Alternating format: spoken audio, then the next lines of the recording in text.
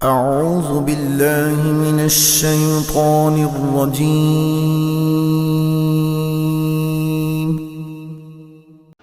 نحمده ونصلي ونسلم على رسوله الكريم اما بعد فاعوذ باللہ من الشیطان الرجیم بسم اللہ الرحمن الرحیم۔ آج ہم انشاءاللہ سورہ لہب کا ترجمہ اور اس کی تفسیر کریں گے۔ تو سب سے پہلے جو ہے وہ ہم سورت کے تعارف کی طرف آتے ہیں۔ سورہ لہب جو ہے یہ مکۃ المکرمہ میں نازل ہوئی اور اس میں 1 رکوع ہے اور 5 آیتیں ہیں۔ اچھا، لہب نام رکھنے کی جو وجہ یہ کیا ہے؟ عبد المطلب کا ایک بیٹا عبد العزیٰ کے نام سے تھا اور یہ انتہائی گورا حسین تھا، اور ابو لہب اس کی کنیت تھی۔ چونکہ یہ جو صورت ہے یہ ابو لہب کی مذمت میں نازل ہوئی، تو یہ جو لہب ہے یہ پہلی آیت میں لفظ آیا ہے۔ اس صورت کا شان نزول، جب نبی کریم صلی اللہ علیہ وسلم کوہ صفا پر عرب کو دعوت دینے کے ارادے سے آپ گئے تو مختلف طرف سے لوگ آ گئے، تو آپ نے ان سے اپنے متعلق پوچھا کہ میرے بارے میں آپ کا کیا خیال ہے؟ تو سب نے بیک زبان یہ کہا کہ ہم نے تو آپ کو امانت دار اور ہمیشہ سچا پایا ہے۔ تو حضور علیہ السلام نے ان سے یہ کہا کہ اگر میں کہوں کہ اس پہاڑی کے اس طرف ایک لشکر آ رہا ہے جو آپ پر حملہ آور کر دے گا، یعنی حملہ آپ پر کر دے گا، تو اس بارے میں آپ کیا کہتے ہیں؟ تو سب یہ کہنے لگے کہ بالکل ایسا ہی ہوگا، کیونکہ آپ کی زبان سے ہمیشہ سچ ہی نکلتا ہے۔ تو نبی کریم رؤوف الرحیم صلی اللہ علیہ وسلم نے آپ نے پھر دعوت دی، لوگوں کو سمجھایا اور اللہ کے عذاب سے ڈرایا۔ جب ابو لہب نے یہ سنا تو ابو لہب معاذ اللہ کہنے لگا کہ کیا آپ نے ہمیں اس بات کے لیے یہاں بلایا ہے؟ اور معاذ اللہ یہ کہنے لگا کہ آپ کے ہاتھ تباہ ہو جائیں۔ تو نبی کریم رؤوف الرحیم صلی اللہ علیہ وسلم کو اس بات کا بہت دکھ ہوا، تو اللہ تبارک و تعالیٰ نے جواباً یہ صورت نازل فرمائی جس کا ہم اب ترجمہ اور تفسیر کریں گے۔ تو اب ہم آتے ہیں ترجمہ کی طرف۔ بسم اللہ الرحمن الرحیم۔ فرمایا تبت یدا ابی لہب و تب، تباہ ہو جائیں ابو لہب کے دونوں ہاتھ، اور وہ تباہ ہو ہی گیا۔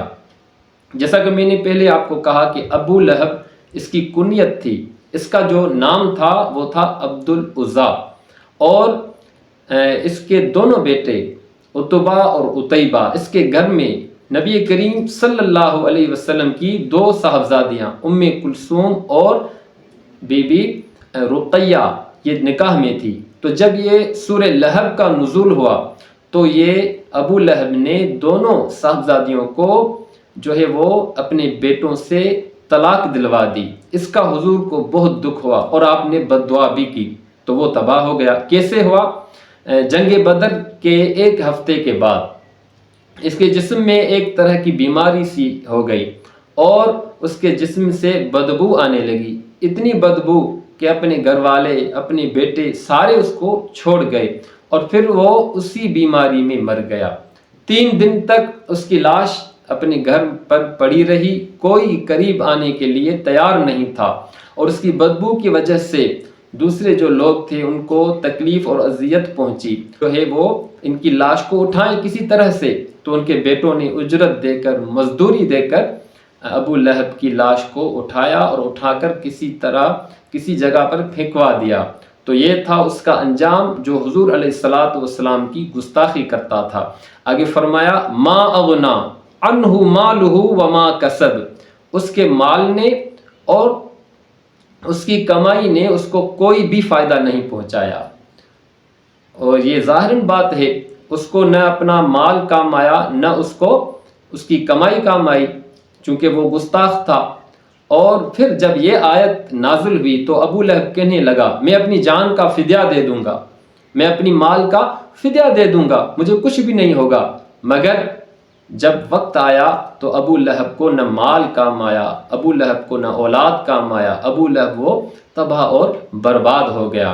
آگے فرمایا سیصلی نارا ذات لہب، اور وہ عنقریب سخت شعلوں والی آگ میں جائے گا۔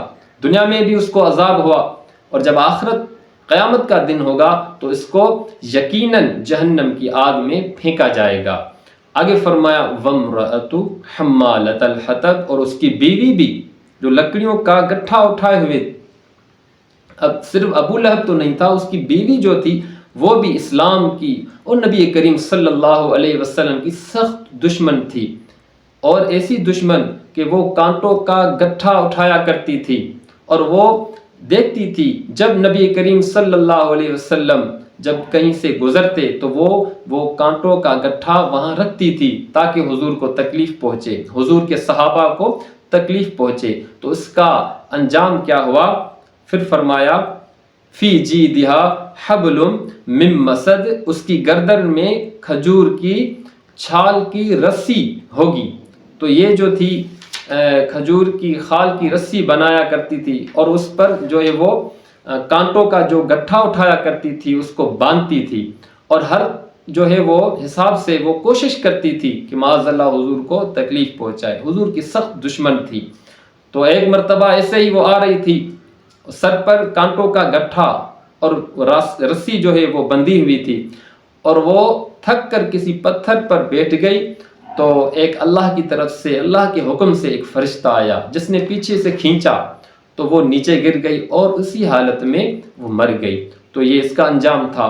مطلب یہ ہے کہ جو حضور علیہ الصلاۃ والسلام کی جس نے گستاخی کی، دنیا میں بھی وہ ذلیل اور خوار ہو گئے، اور آخرت میں بھی وہ ذلیل، خوار اور رسوا ہی ہوں گے، اور ان کا جو ٹھکانہ وہ جہنم ہے۔